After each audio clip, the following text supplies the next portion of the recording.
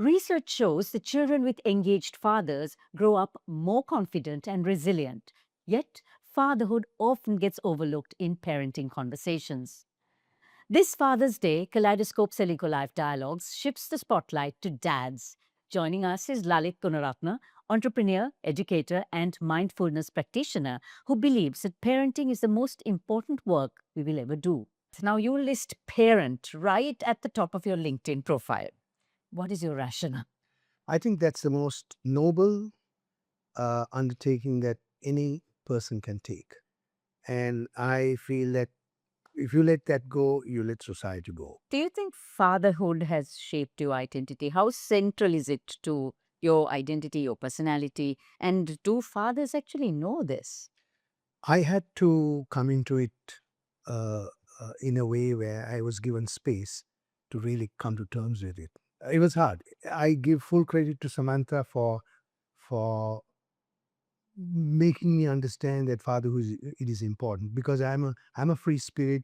I am a practical joker, and I did a few practical jokes on those kids, well meaning, and it nearly hurt them. Right. So understanding that and taking that seriously, it was Samantha's doing. So I really give her all the credit.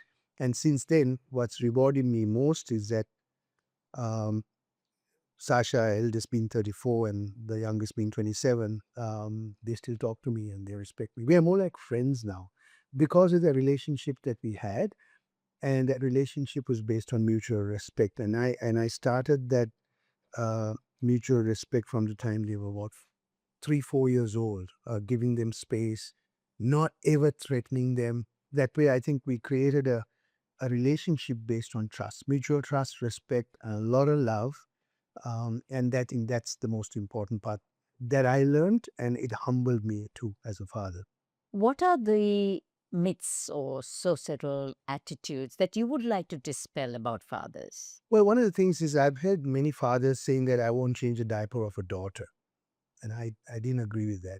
Even though I'm finicky about these things, did that, and there was no barrier in that relationship. So and at the same time too, we I really tried hard to be fair by the boys and the girls too, and to give them the freedom to make decisions. I had a few biases, like everybody does, and I said what my bias was. I said my piece about who to bring home and who not to bring home. But I said, but still, whoever you are, I'm going to accept you. Whether it's, I also came to terms with their gender issues or their sexuality. I came to terms with that, and I said, look, whoever you are, we are going to accept you, and it's unconditional love. And I think that's one of the things that's most important because we often force our will on our kids. So we have to find that balance. We have to give them boundaries. Uh, we have to model our behavior, but at the same time, we have to also give them the space. So, you call fatherhood our most important work. Why do you think fatherhood, in particular, is less spoken about than motherhood?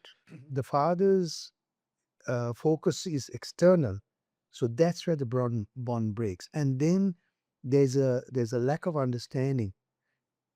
That relationship breaks down, and the father comes home and then lays down the rules and says things and then threatens the kids and throws our own expectations on them, and our will on them. And I think that's where the relationship breaks down. It's also important then to understand the different stages of life they're in. Their total dependency from the time they're born to about 3, 4, and then they start their own. They feel their own personality, and they get that ego self themselves, and they resist you. And to really understand those phases of their lives and how it changes, and how when it comes to the teen years, it completely changes. We lose control. It's really hard work. It's a commitment and I knew it was a commitment, and I really cherished that relationship as they were going into the teen years, to keep that relationship alive, because the mother's relationship was naturally there, right? So I had to work extra hard to do that. Now, you mentioned that you had the luxury of being self employed and therefore you could find time to be with the children whenever they had special days or whatever. But there are fathers who don't have that luxury, the ones who have to balance professional life and try to be present. What is the advice you would give to a dad like that? We need to give something up along the way, up front, if you want to keep that relationship going. I think all of us, no matter how busy we are, we can make that commitment. It doesn't take much. Like it's to simply even have an authentic conversation, or if they ask you a question, to honor them and respond rather than push them away, saying I'm busy. It's really to be mindfully aware of the impact of whatever you say and do on them. And it's huge for them because you are basically their hero, right? And if you're not living up to that expectation, then they will say, no, I mean, I don't, I don't respect him, I don't need him. And then that's when the relationship falls apart. We made a commitment to have dinner together, and I really worked hard to get that. And that dinner table conversation was the anchor, I believe, for the family also to stay together, for the kids to have a great relationship amongst each other, and to also manage and balance those conversations. Having engaging in those kinds of conversations, you really then are setting the stage for children who's going to be able to cope out there in the world that is volatile, uncertain, complex, and ambiguous. So what can we do to really, really help them find the clarity and the strength and get out there into that world with confidence? So, how can a father maintain boundaries, be the friend, and be able to instill discipline without being authoritarian?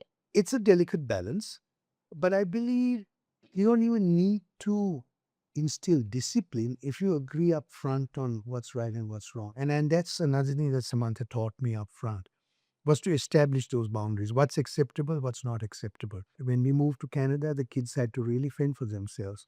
And there was a list of the responsibility. Who's going to do the garbage? Who's going to do the plates?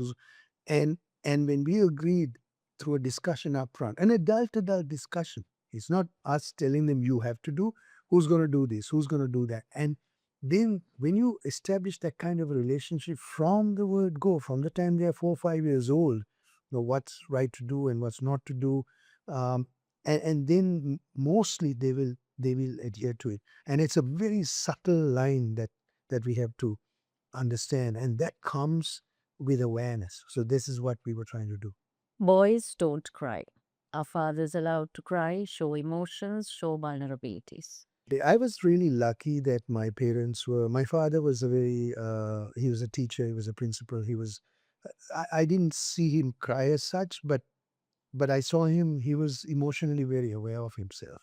Growing up, I was a very emotional kid. I would cry at the drop of a pin, uh, and uh, and I had to really work hard to stop it because I started getting bullied too. So that came from peer pressure, right? So then I worked myself to really hold it all in. But then I'm happy to cry in a movie. I'm happy to I cried when my father died, my mother died, and but it is when you have societal pressures, strong pressures of what a man or a boy should be, it is hard, and I find it hard. One of the biggest problems that the world has right now is that the men have taken on that role of, yes, we have to earn an income, we have to protect the family, and we don't cry. And I think that's one of the worst things that's going on right now amongst men. And now men who are more emotional than the fathers have that issue with the fathers now. Fathers that said, "Oh, you're a sissy, you're crying, you're soft, and you're doing." And I think that's a baby boomer generation thing that came out after World War II and all that too. That is shifting now, and at the moment though, I still feel that men are on shaky ground.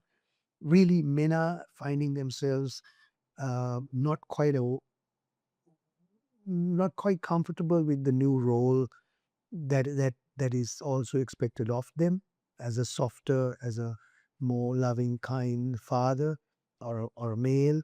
I think that is going on now, and that is where I think it's really important for us men to get together and have these conversations. And we do. I'm a part of a couple of men's groups, and the emotional nature of it, what we're bringing out, and the men crying amongst ourselves through these conversations, it's crucial. We have to do that. Do fathers say sorry? I really felt a sense of liberation when I said sorry to my kids, to our kids. And I started that when they were 3, 4, 5 years old. And that has really strengthened the kids, because that's the most humble thing a man can do, to acknowledge that, yes, I made a mistake. And it's so liberating when you say sorry. So, in today's fast paced world, what are the 3 things you would suggest for dads? I would say become aware of your own emotions, become aware of yourself. And that's where I believe I'm a great proponent of mindfulness and inward journey of through meditation, focus, and so that's one of the most important things to do. Stop, take a deep breath, say observe, and pause. The other one is not to ever threaten a child by saying, as long as you're living under my roof, you're living by my rules. That's the worst cop out for a father. You lose your power when you're doing that. Number 3 is always be open minded. There'll be things that will come our way. They'll do things, they'll bring people home that you don't quite like. Bite your lip and give it time. They'll find out for themselves that, this person that I'm now going out with is not a good person, not a good fit. On YouTube, Facebook, Instagram, and LinkedIn, Kaleidoscope brings you stories that matter. Follow, subscribe, and stay connected.